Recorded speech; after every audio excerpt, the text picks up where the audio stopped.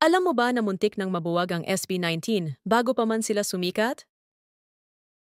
Pero ang kwento, nung isang taon ba ito, when you released your first single, was that your first single, Tila Luha? Yes po. Muntik daw kayo mabuwag.